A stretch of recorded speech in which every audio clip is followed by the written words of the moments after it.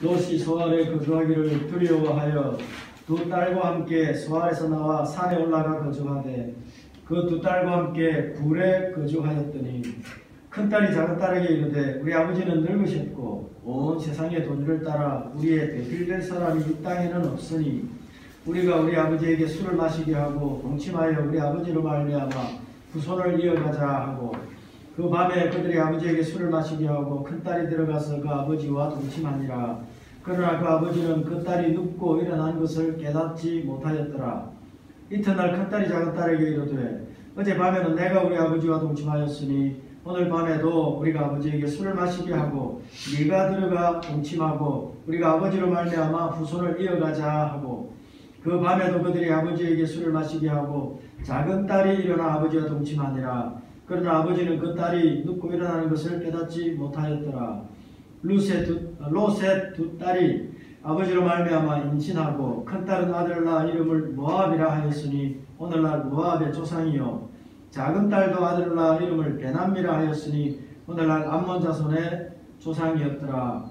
아멘. 아멘. 주께서 우리에게 주실 것이다. 주께서 우리에게 주실 것이다. 제목으로 제가 준비한 하나님의 말씀 나누도록 하겠습니다.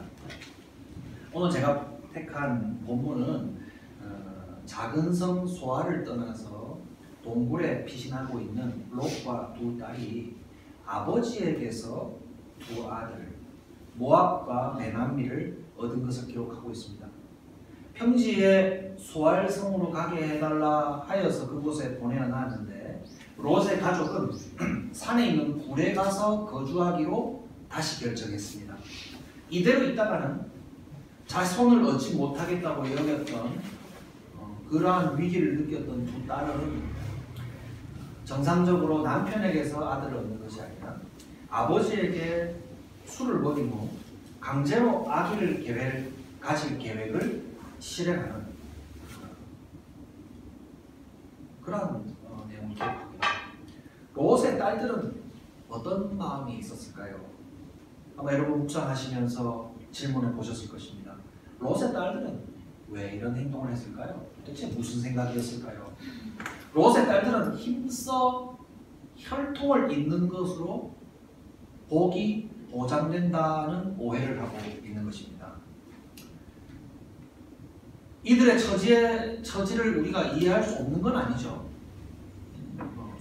자식이 있어야겠다 라고 하는 그들의 처지를 이해할 수 없는 건 아닙니다. 지금 롯의 가족은 산으로 피신한 상태라고 밝히고 있고 이들이 소알성에서 구체적으로 어떤 일을 겪었는지는 알 수 없지만 여러분 그 위험의 수준이라는 것이 어떤 것이었는지는 짐작할 수 있어요. 구체적으로 어떤 일이 있었는지는 모르지만 그것이 어느 정도의 위험한 수준의 일들이었는지는 우리가 어떻게 짐작할 수 있습니까?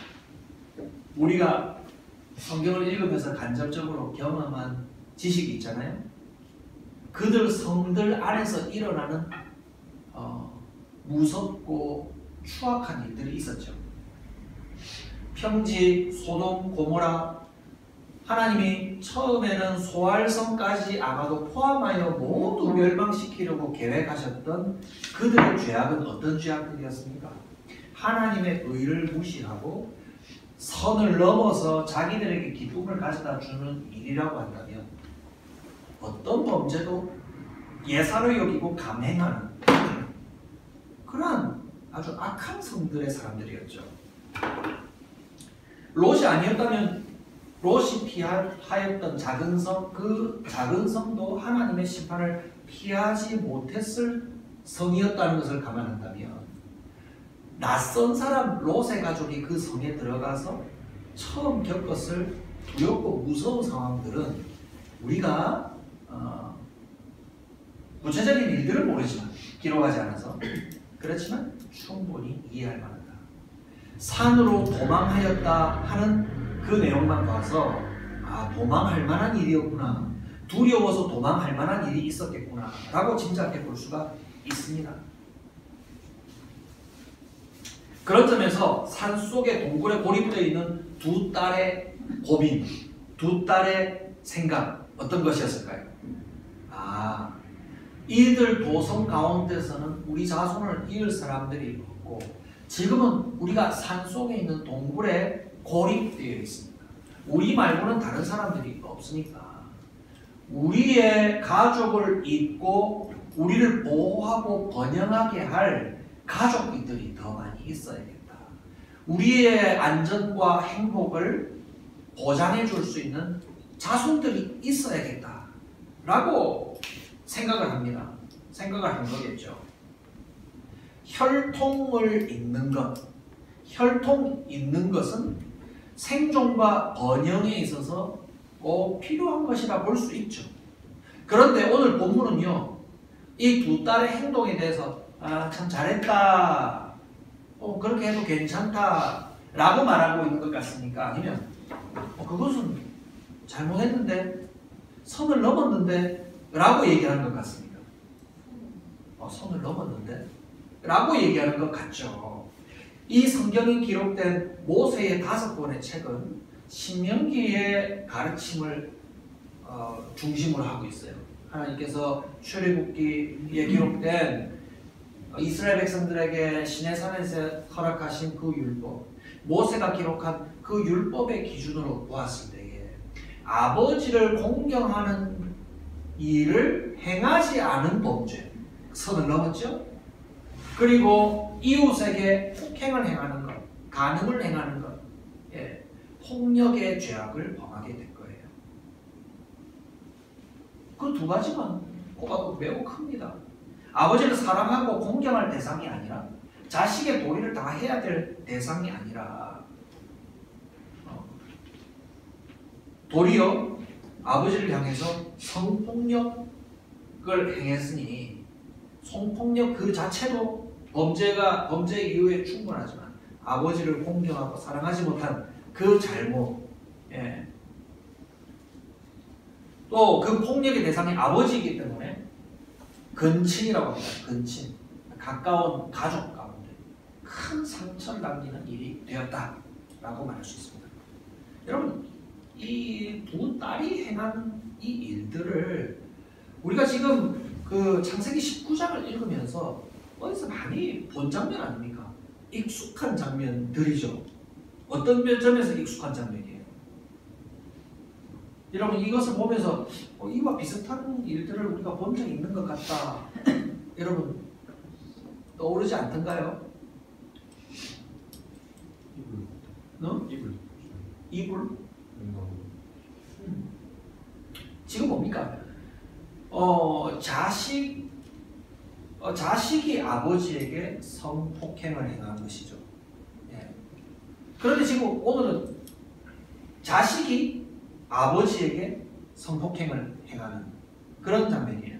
그런데 아버지인 롯도 역시 자식을 성폭행에 내어주려고 하였던 일들이 있었죠. 기억나죠? 롯은 자신에게 찾아온 손님을 지키기 위해서 내게 남자를 가까이 하지 아니한 두 딸이 있는데 당신은 좋은 대로 폭행을 행하시오 라고 롯이 제안을 했던 것을 기억할 겁니다. 이 두 딸들은 아버지가 자기 자신들에게 행하였던 범죄를 아버지에게 갚아주겠다라고 하는 그 정도의 나쁜 각오가 아니다 하더라고요. 아빠가 우리한테 못됐겠습니까? 우리도 아빠한테 못되게 해야겠어 라고 하는 그런 못된 각오가 아니라 하더라도 딸들은 자기가 뜻한 바를 이루기 위해서 죄를 짓는 정도는 예사로운 것으로 여기고 있다는 점에서 롯의 방법을 따르고 있는 거예요.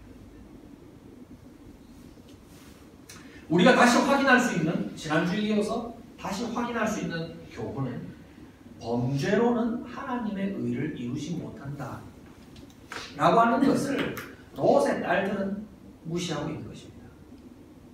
여러분, 사소한 잘못으로 여러분들이 이익을 만들지 마세요.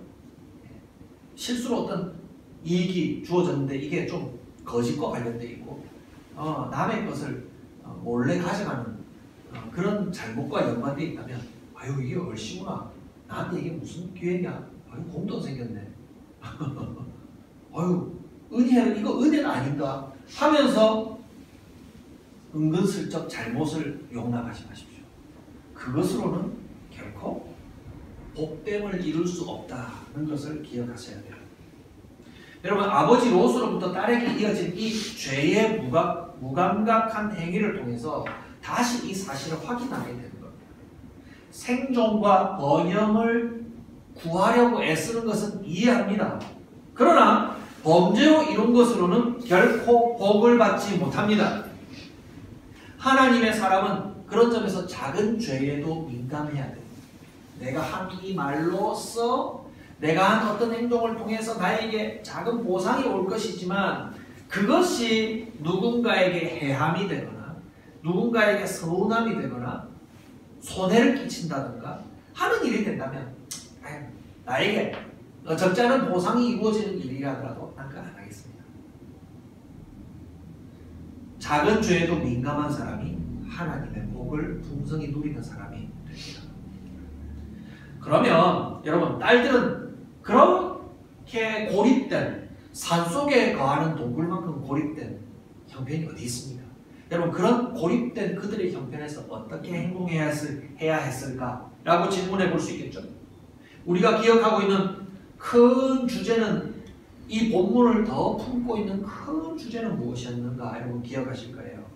하나님께서 자식을 가질 수 없는 자에게 자식을 주시는 분이었다는 것 기억하시나요?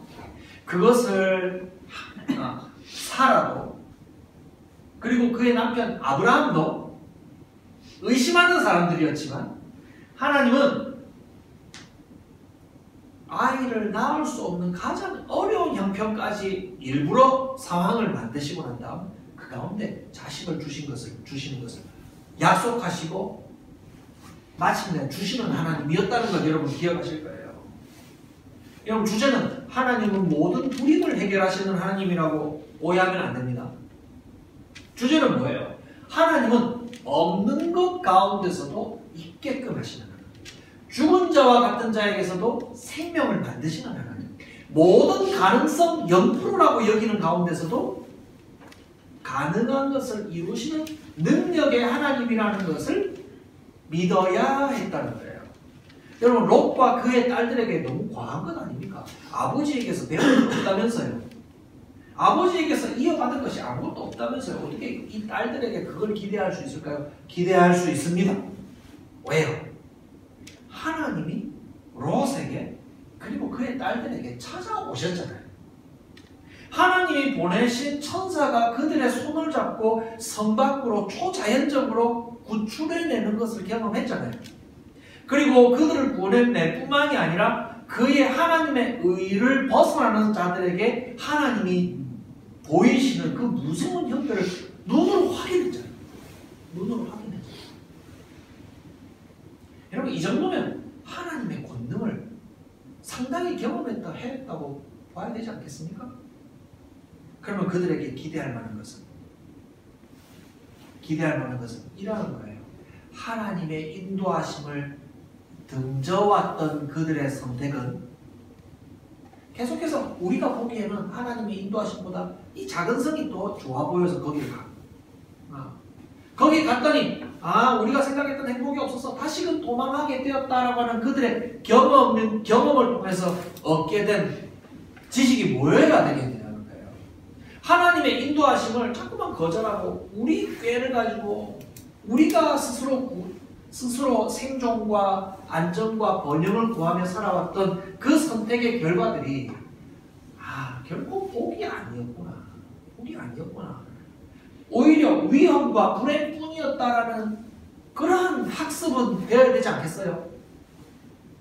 장꾀를 내고 하나님 좀 계세요. 하나님 눈 딱 가리고 조금만 계세요. 우리가 더 좋은 거 택해 볼 테니까. 했던 판단과 선택들은 다 위험과 불행을 낳았다는 겁니다. 그와 반대로 안전과 행복, 그들이 찾고 있는 생존과 번영은 오직 하나님을 따를 때 주어지고 그곳에 안전과 생명이 있다는 것도 알 법해요. 답답하겠지요. 누가 나를 아내 삼아서, 누가 나를 아내 삼아서 우리의 가족들이 더 있게 할 것인가에 대해서 막연하겠죠. 가능성 제로, 마이너스처럼 보일 거예요. 그럼에도 불구하고 그 초자연적인 하나님의 권능을 경험했던 가족들이었다면 이제는 좀 알 법도 하다 이 말입니다. 그런데 이들 롯의 가족은 용서하십시오. 하나님 정도로는 만족이 안 되는 사람인 거예요. 하나님 정도로는 만족이 안 돼요. 좀 노력해보는 정도가 아니라 하나님을 무시하면서까지 죄를 범하여서 자식을 만들어내고 기어코 자식을 만들어내어 안정과 번성을 확보하려고 애씁니다. 기어코 죄를 범하고. 그래서 이것은 여러분 하나님에 대한 충성과 열심이 아니라 그들의 충성과 열심이 어디를 향하고 있는가를 보세요. 세상을 살아가는 법칙에 따른 열정을 막을 방법이 없습니다. 이들을 막을 방법. 그래서 그 딸들이 하는 말이 있잖아요. 예. 온 세상의 도리를 따라 우리의 배필될 사람이 이 땅에는 없다. 온 세상의 도리를 따라서 판단해 볼 때 우리의 남편 될 자가 없다고 여겨진다 라고 결정을 내리는 거예요. 세상을 살아가는 법칙에 따른 그들의 판단과 그것을 이루고자 하는 열심, 열정, 이건 참 대단한 거예요. 결국 그들의 노력에 따라서 자식도 얻어낼 수 있고요, 억지로 자식도 얻어낼 수 있고 번성함도 얻어낼 수 있을 거예요. 그런데 여러분 그것이 그들에게 복이 될 것인가에 대해서는 우리가 점수를 매겨볼 수 있잖아요. 여러분 소돔과 고모라 다 멸망했어요. 그러나 결국 롯의 두 딸들이 이룬 민족은요 역시 또 다른 소돔 섬들을 만들어내고 있는 겁니다. 그러므로 열심과 충성으로 이루어낸 생존과 번영 자체를 복이라 여기는 것은 오해입니다. 여러분 생존과 번영이 복이 아니에요. 그 자체가 복이 아니에요. 복은 지금 계시는 하나님을 믿고 살아가는 삶에 있습니다. 이게 오늘 말씀의 핵심입니다. 복은 지금 계시는 하나님을 믿고 살아가는 삶에 있어요. 그래서 제가 초조에 기도할 때에 하나님, 우리에게 먼저 경건이 준비되게 해주십시오. 좋은 학교에 진학하는 것보다 더 먼저 나에게 준비될 것은 경건입니다. 내가 더 좋은 직장에 들어가는 것보다 중요한 것은 하나님이 우리의 복이 되신다라는 고백인 거예요. 그렇기 때문에 자기 자신이 애쓰는 혈통이음으로 혹은 어떤 억지로 이루는 노력해서 억지로 이루는 노력 자체가 잘못된 것이 아니라 방향이 잘못된 거예요. 억지로 만들어낸 혈통이음, 생존, 번영 여기에 복이 임하는 것이 아니라 믿음의 자손을 스스로 준비해 주시고 이루어 주시는 하나님의 능력입니다. 여러분 믿음의 자손은 누가 준비해 주십니까? 하나님이 준비해 주세요. 예수님이 나신 것은 사람이 준비해서 나시게 됐습니까? 하나님의 능력으로 오시게 된 겁니다. 하나님의 능력으로 된 겁니다. 예수님의 나심이 이스라엘 백성의 열심과 충성에 의해서 다윗의 대가 보존이 되어서 난 것처럼 오해하죠. 그렇지 않아요. 아브라함 때부터 그 이전에 아담부터 말입니다. 하나님의 사람은 철저하게 하나님을 믿지 않는 태도를 일관해 왔어요. 그들은 하나님보다 자기가 생각하는 가능성을 더 믿어왔고 그 가능성에 마음과 열심을 다했습니다. 그러나 그들의 선택과 결과가 사람에게 복을 주지 못했습니다. 하나님이 아니라 자기 가능성을 믿었던 그 어리석음은 범죄까지도 감수하고 하나님의 복에서 멀어지게 되는 거예요. 그래서 예수님은 이스라엘이 혈통 유지를 잘해서 나신 것이 아니라 기억해야 됩니다. 하나님의 능력으로 나신 겁니다. 그 증거가 뭡니까? 예수님은 처녀의 몸에서 나셨어요.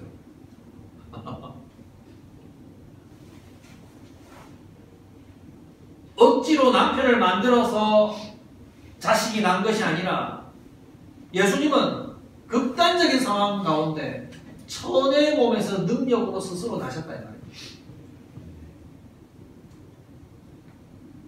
인간의 모든 애씀이 예수님의 나심 앞에서 무력해지고 오직 하나님의 권능과 영광만이 드러나게 되는 겁니다.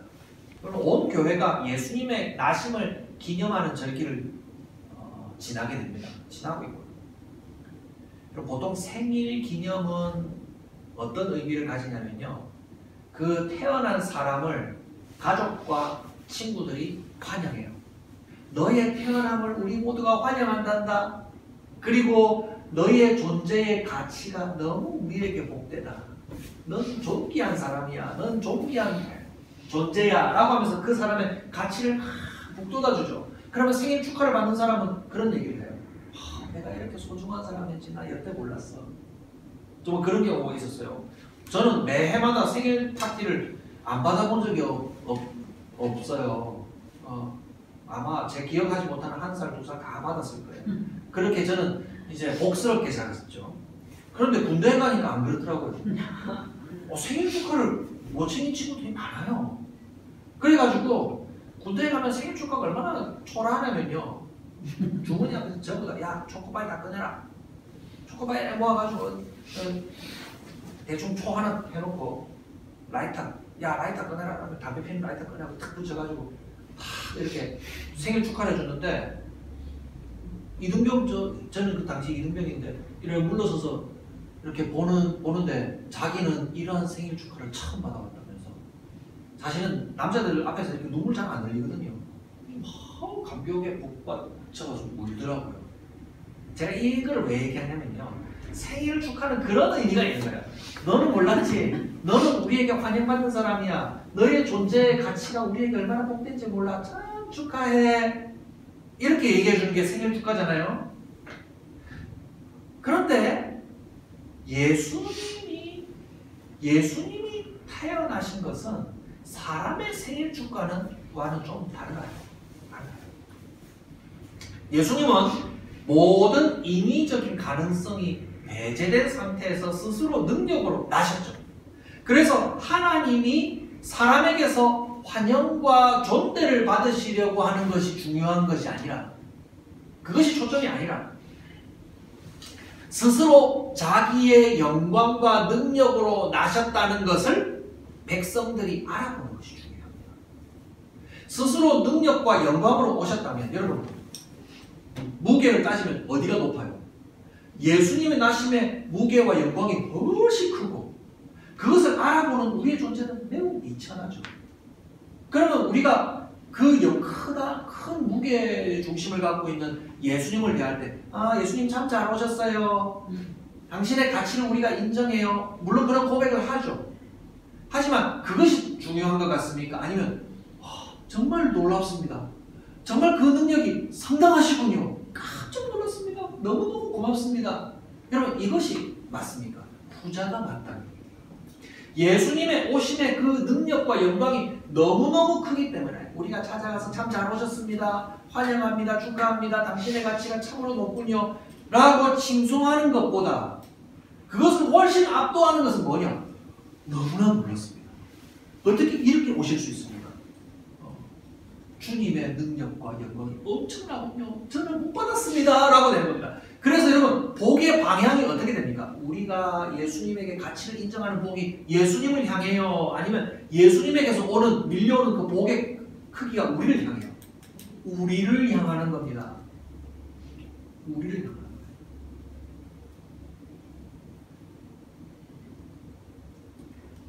이러한 기준에서 예수님의 오심을 기념하려는 모든 행위들을 잘 평가해야 됩니다. 그냥 무턱대고 아주 비슷하네 하면서 그냥 적당히 묻어가는 것이 아니라 하나님을 위해서 우리가 성탄 기념 잘 마련해드리자. 예수님 기분 좋으시죠? 우리 잘 마련해드렸습니다 하는 그런 방식의 성탄은 맞지 않아요. 성경의 관점이 아니에요. 반대로 우리가 하나님의 그 영광과 능력에 놀라고 우리가 하나님께 놀라고 그 기뻐하신 우리가 입었다는 사실에 대해서 오늘 내 영혼 주 찬양하며 내 마음이 주를 기뻐하며 찬양하며 주님의 행하신 그 능력은 참으로 놀라움이라 하면서 기뻐하고 춤추고 하는 것. 우리가 하나님의 영광을 더 입는 거예요. 그것이 성탄입니다. 우리가 하나님의 은총을 힘입는 것, 그것이 성탄의 참된 의미라는 겁니다. 여러분, 이거 예수님을 위해서 우리가 어떤 교회를 마련해 드릴까 하는 것도 같은 관점에서 봐야 됩니다. 예수님의 풍미에 걸맞는 교회를 만들기 위해서 예수님 얼마나 위대하신데 이 정도 건물과 악기와 이 정도의 규모는 주님의 영광에 미치지 못해요. 더 걸맞는 걸 만들어 드려야 해 라고 하는 것은 참으로 그러한 상식이 맞지 않는 겁니다. 우리가 예수님의 풍미에 맞는 교회를 만들어서 예수님을 대접해 드리는 것이 아니라 여러분, 하나님을 믿는 믿음으로서만 풍요로운 교회, 하나님을 믿는 믿음으로서만 풍요로운 교회, 하나님의 구원을 기뻐하고 누리는 교회가 본질된 교회라. 우리가 얼만큼 준비해야 하나님의 영광에 걸맞는 것을 만들겠습니까? 택도 없습니다. 그러므로 예수님의 나심을 기념하는 교회는 예수님 생일 축하가 아닙니다. 사람의 능력이 아니라 하나님의 권능으로 나신 예수님에 대하여 놀라고 기뻐하고 하나님을 믿는 믿음으로 살기를 더욱 결단하는 날이에요. 결단하는 날이에요. 찬송이 터져나오고 기쁨이 터져나오고 내가 구원받았네 하고 즐거워하는 날이 되어야 된다는 겁니다. 우리가 무엇을 하나님께 드리는 날이 아니라 하나님께서 필요한 것을 우리에게 주시는 날이 될 것입니다. 우리가 잘 마련해서 하나님을 대접하여 얻어내는 것이 아니라 하나님이 능력으로 우리를 찾아내시고, 우리는 자꾸만 도피하고 하나님 좀 계셔보세요 하더라도 주님이 우리를 찾아내셔서 우리를 믿음 있게 하시고 우리를 구원하여 주시고 생명 있게 하실 것을 가슴 벅차게 믿는 날, 그날이 바로 주일이며 주님의 성탄의 의미라 하는 것입니다. 이와 같은 마음을 가지시고 오늘 말씀의 제목이 무엇입니까? 주께서 우리에게 주실 것이다. 두 딸의 믿음 없는 고민은 무엇입니까? 우리가 후손을 준비하자. 우리가 번영을 만들 것이다. 아니요.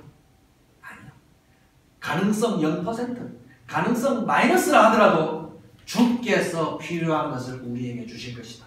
그 영광은 참으로 엄청난 것이다 라고 고백하시면서 주님 앞에서 믿음으로 살아가는 저와 여러분들 되시기를 주님의 이름으로 축복합니다.